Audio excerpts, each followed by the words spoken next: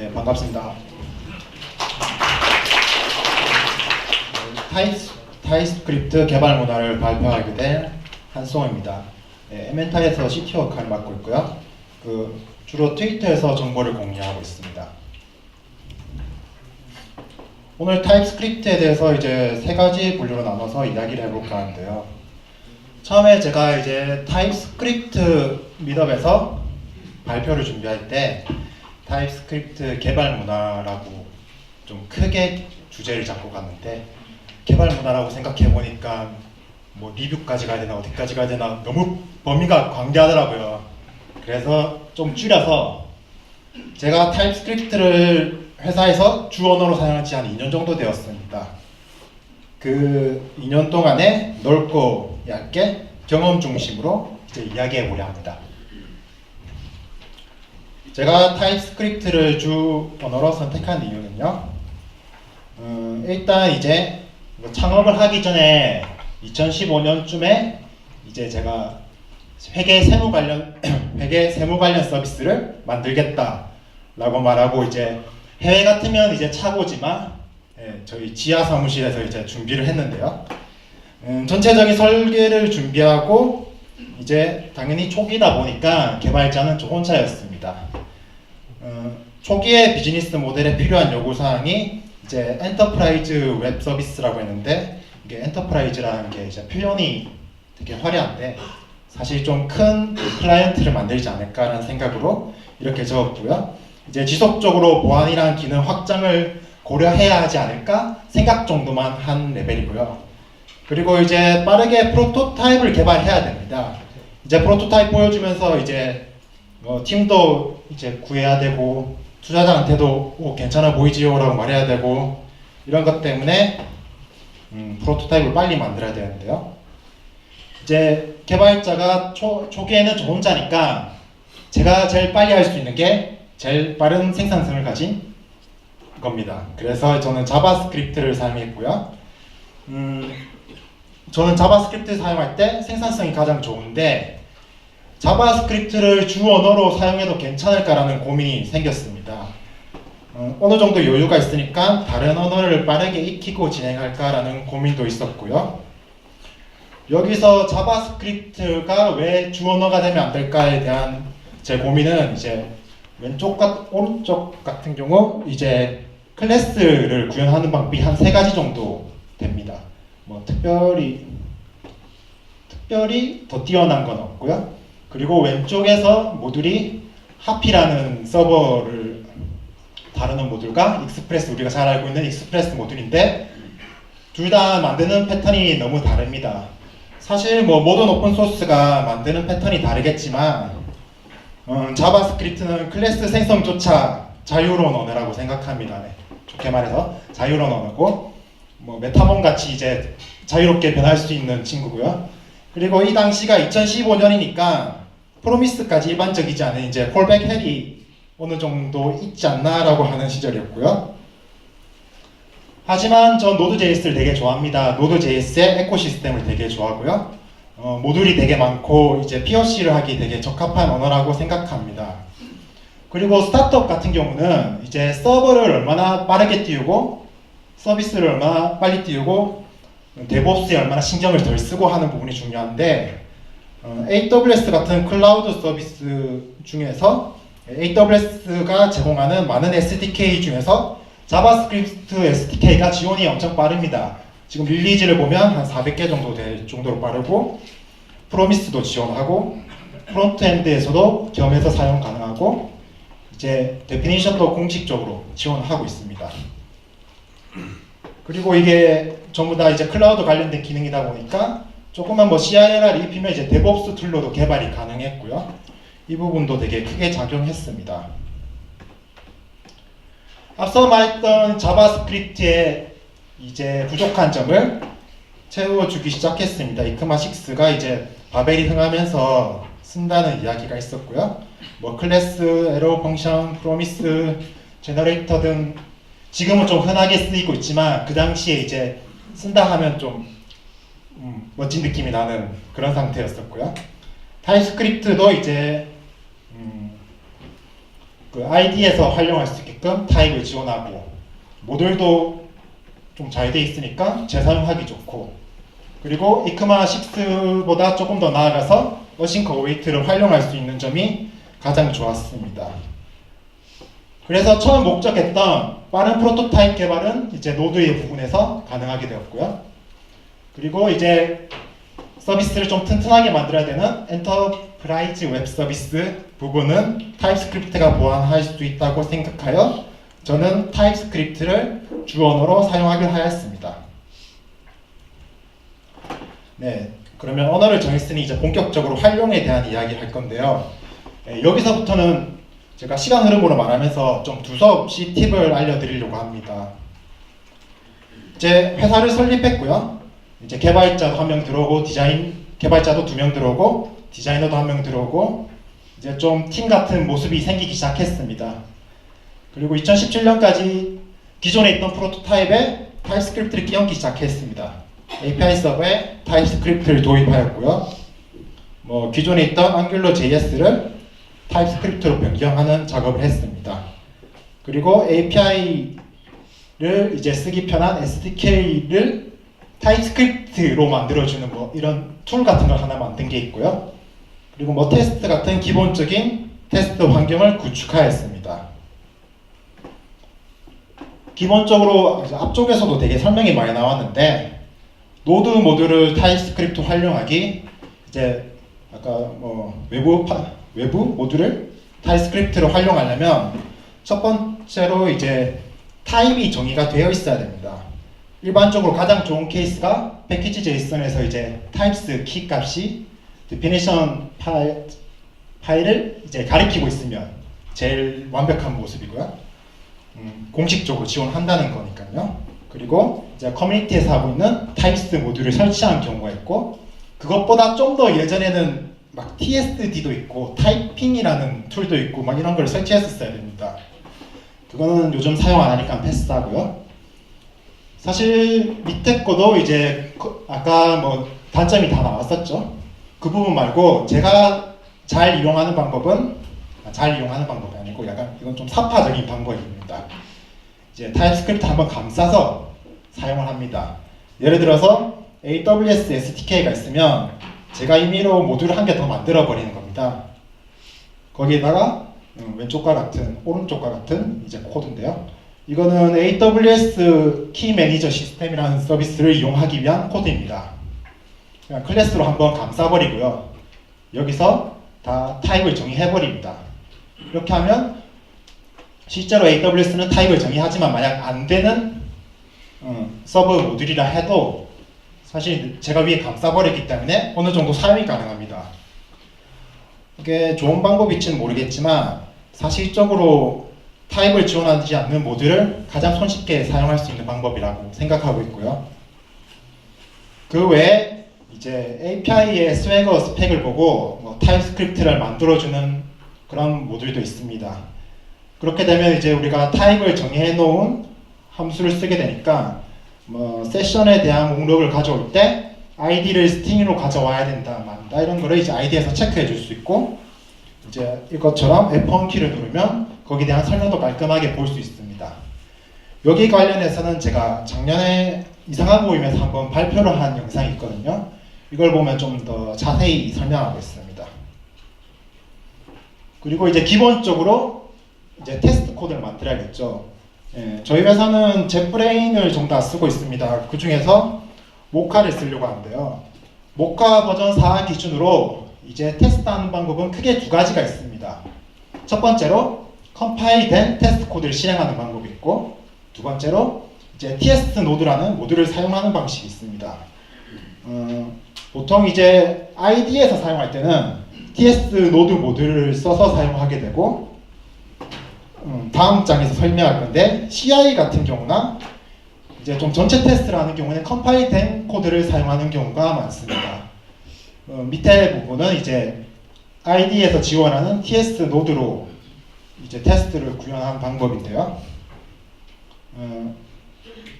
단축키도 되고 부분적으로 디버깅도 가능하고, 사실 테스트가 되냐 안 되냐가 제일 중요합니다. 예전에는 저 TS 노드가 모듈 상태가 별로 좋지 않아서 TS 노드에서 나온 결과물이랑 실제로 TS 컴파일러로 나온 결과물이 좀 다른 경우가 있었거든요. 최근에는 많이 좋아져서 거의 뭐 똑같다고 보시면 됩니다.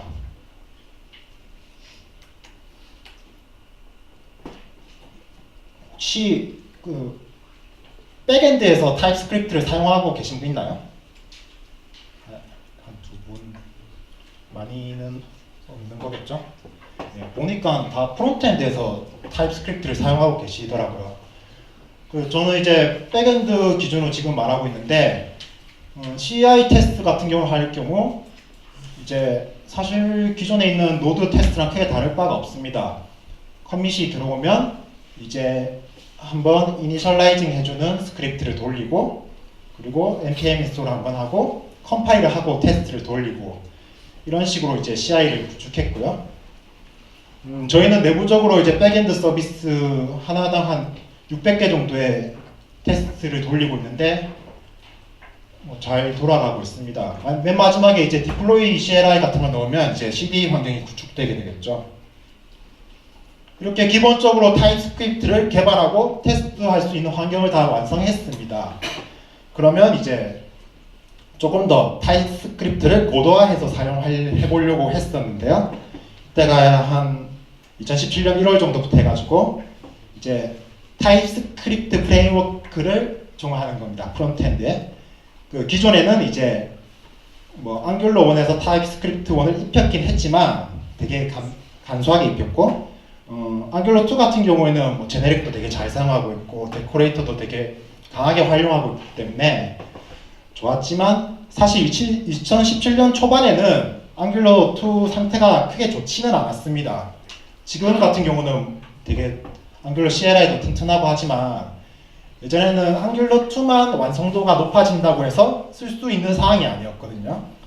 부트스트랩에 쓸 수 있는 인터페이스 같은 것도 모듈화가 됐어야 되고 뭐 앙귤러 머티리얼도 있어야 되고 그런데 다들 뭐 알파 버전을 면하지 못하고 있는 상태였는데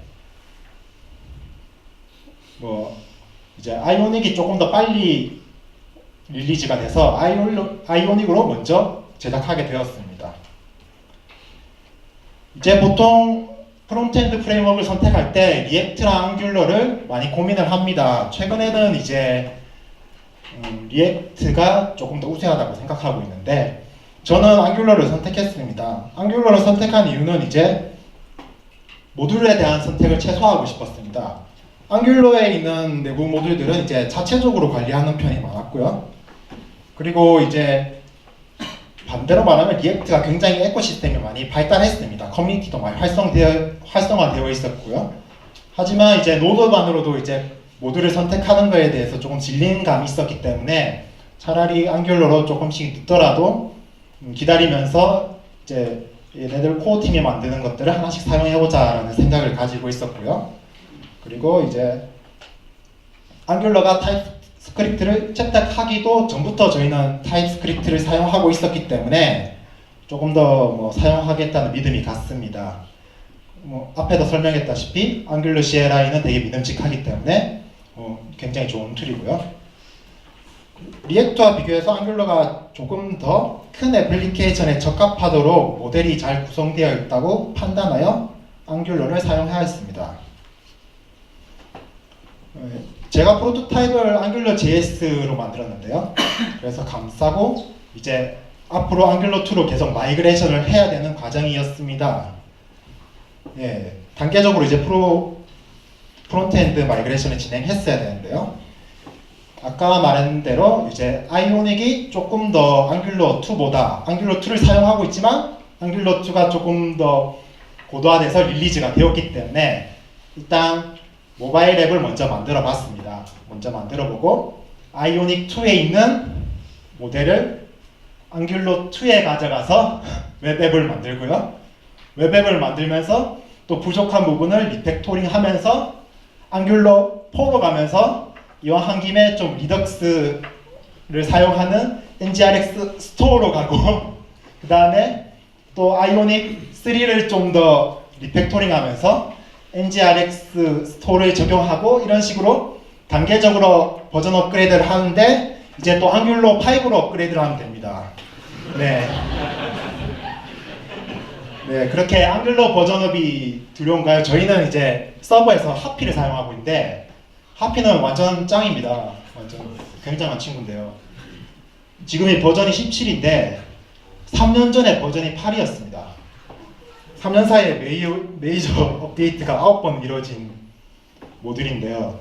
사실 이게 버전이 자주 업한다고 제가 놀리려고 가져온 게 아니고 제가 하피를 되게 좋아합니다, 개인적으로.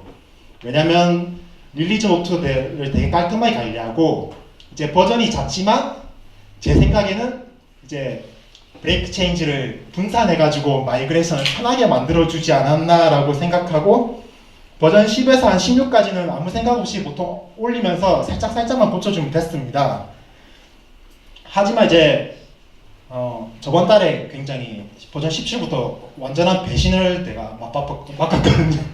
말이 꼬인다, 너무 열받아서. 네, 슈퍼 브레이크 체인지 해서 지금은 좀 생태계가 부서졌다고 할 정도로 상태가 좀 안 좋아서 추천은 못 해드리겠고요. 지금은 좀 더 지켜봅시다. 네. 그래서 이렇게 자주 업데이트 되는 것들도 아까 처음에 말한 이제 한번 감싸서 사용하고 있으면 조금 버전업에 대한 영향을 덜 받습니다. 네, 이렇게 뭐 앙귤 프론트에 대한 것도 대부분 다 마이그레이션 하고 백엔드에 대한 것도 대부분 마이그레이션 하고 그리고 이제 추가적으로 개발자분들이 점점 더 늘어나기 시작했습니다. 그리고 인원 증가로 이제 프로젝트 구조를 개선해야 되고 조금 더 타입스크립트를 멋지게 쓰는 방법이 없을까 고민을 해봤고요. 그래프QL도 넣으려고 했었는데 사실 너무 이야기가 퍼지는 것 같아서 다른 세션에도 많이 이야기하시길래 그래프QL을 뺐습니다. 그렇게 이제 모노레포를 도입해서 인원 증가에 따른 프로젝트 구조 개선을 시도해봤는데요. 이제 모노레포란 뭐냐면 이제 하나의 저장소에서 여러 개의 모듈을 관리하는 겁니다. 지금 맨 오른쪽 보시면 이 폴더가 이제 저희 회사에 있는 백엔드 레포지터리거든요. 거기에 이 파란색 부분이 전부 다 모듈입니다. 옆에 있는 레르나 ls라는 명령어로 모듈이 몇 개 있는지 체크를 할 수 있고요. 밑에 건 프론트입니다. 예를 들어 이제 패키지에 idb라는 모듈이 있습니다. 이거는 내부적으로 이제 뭐 idb라는 모듈로 명령하게 되고요. 이 모듈 안에는 그냥 하나의 레포처럼 뭐 tsconfig 있고 패키지 json 있고 그대로 다 있습니다. 이렇게 구성되면 좋은 점이 좀 id가 지원을 잘해서 만약 idb 안에 있는 파일을 하나만 수정하면 그 내부적으로만 그러니까 컴파일이 됩니다. 저희가 2년 정도 타입스크립트를 모았기 때문에 굉장히 코드가 크거든요. 그런데 코드 하나를 수정할 때마다 뭐 캐싱이 있고 해도 컴파일 되는데 속도가 점점 느려질 수 있습니다. 하지만 이렇게 폴더를 구분해서 나누게 되면 컴파일이 부분적으로 되기 때문에 훨씬 더 이제 속도가 최적화되고요. 그리고 tsconfig가 각각 조금씩 값을 다르게 할 수 있습니다. 예를 들어 스태틱 널 체크 같은 경우는 이제 값을 주냐 안 주냐에 따라서 동작이 안 할 수 있는 좀 크리티컬한 옵션인데 그런 옵션도 이제 모듈마다 조금씩 변경해서 사용할 수 있고요. 네, 이것도 최근에 제가 플레이노드에서 모노레포 위드 레르나라는 주제로 발표한 적인데 이 자료를 보시면 조금 더 도움이 되실 겁니다. 그렇게 프로젝트 구조도 전체적으로 관리를 했고 이제 조금 더 멋진 타입스크립트 모듈이 없을까라고 해서 찾아본 게 이제 시퀄라이즈 타입스크립트입니다. 혹시 TypeORM 들어보신 적 있으신가요? 네, 약간 흔드신 분들이 있는데 TypeORM 같은 경우랑 약간 비슷합니다. 네, 시퀄라이즈는 들어보셨죠? 노드에서 보통 IDB-ORM으로 제일 유명한 모듈입니다. 그 모듈에 있는 이제 모델 정의단을 데코레이터로 만든 겁니다. 클래스와 함께 쓸 수 있고요. 이제 이렇게 되면 기존에는 이제 데코레이터라는 걸 사용하지 않았기 때문에 뭐 함수 안에 JSON을 깊게 넣어가지고 모델을 만들 수밖에 없는데 조금 더 명확하게 보이는 면도 있고 일단 클래스 기반으로 만들었기 때문에 IDE에서 어느 정도 타입 체크가 또 가능합니다. 사실 이게 도입한 지 저는 한 달도 지금 안 되고 있는데 굉장히 만족하고 있는 모듈 중에 한 개고요. 그리고 시퀄라이즈가 가지고 있는 원래 모듈을 지원하는 것들을 다 쓸 수 있습니다. 예를 들어서 시퀄라이즈에 스코프 기능이 있습니다. 스코프 이제 ORG 스코프를 만드는데요. 뭐 여기서 어떤 값들을 가져오고 어떤 관계랑 조인을 맺을지를 정의하고 이제 어웨이트를 걸어서 요청을 하면 뭐 저런 SQL을 요청을 보낼 수 있습니다.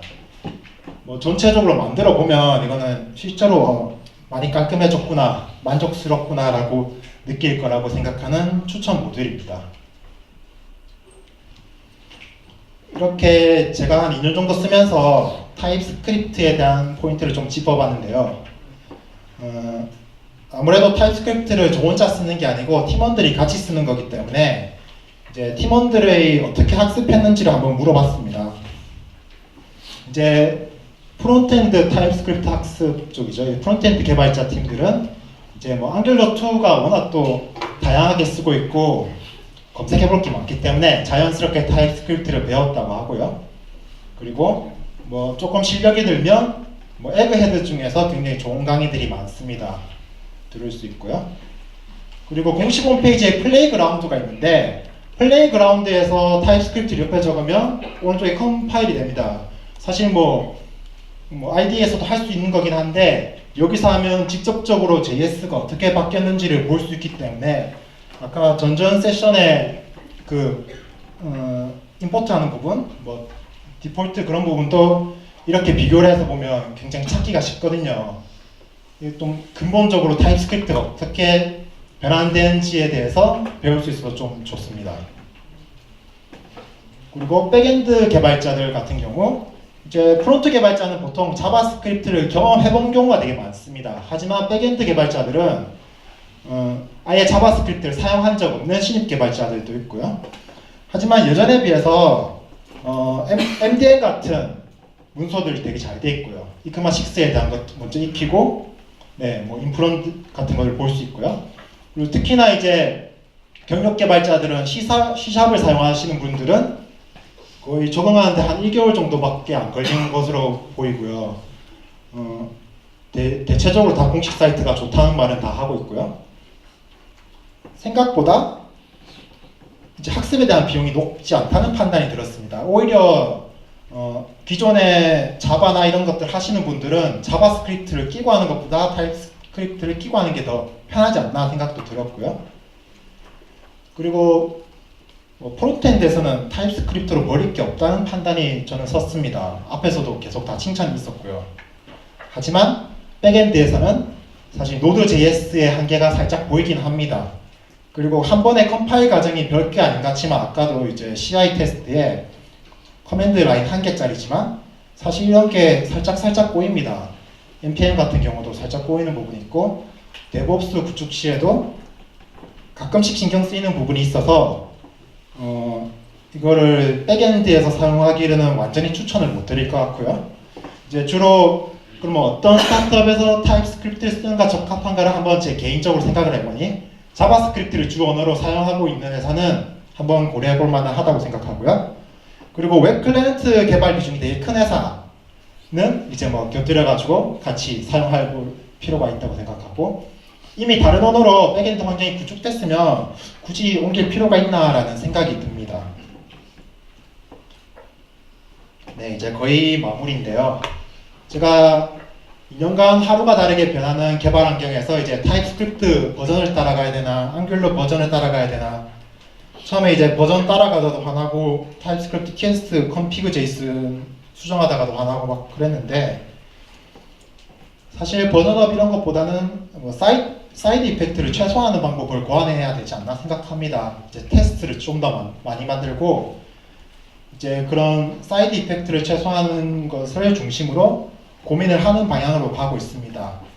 그리고 예전에는 이게 프론트엔드에 국한된 이야기라 생각했는데요. 굉장히 빨리 발전하고 사실 이제 다른 언어들도 빠르게 발전하고 있어서 이제 변화하는 거를 미리 대비하는 거를 하는 자세가 필요하다고 생각합니다.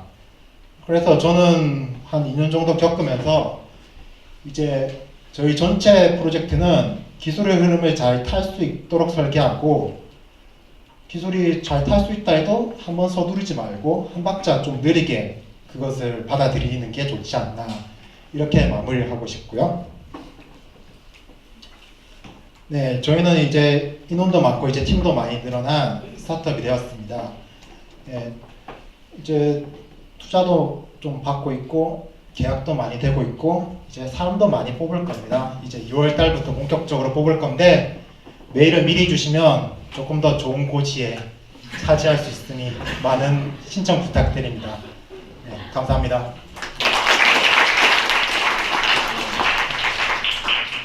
질문 있으신가요? 네.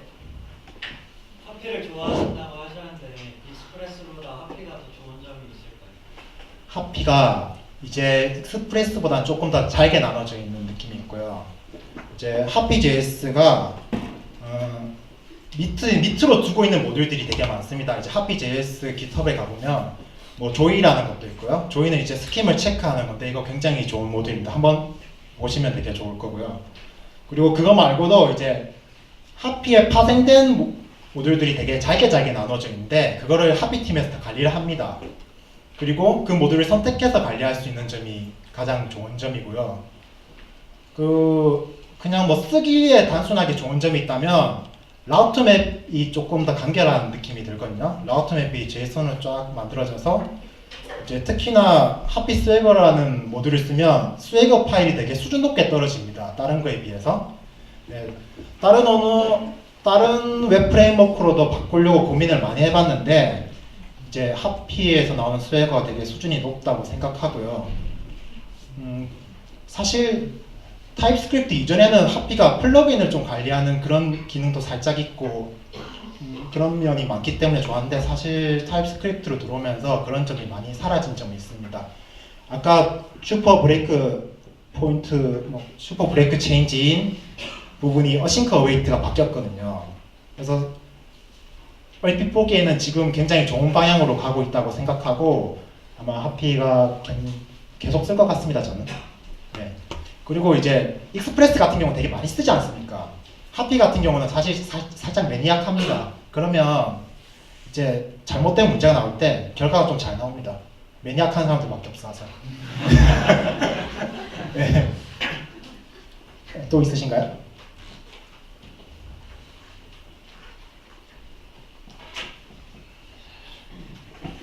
네, 감사합니다.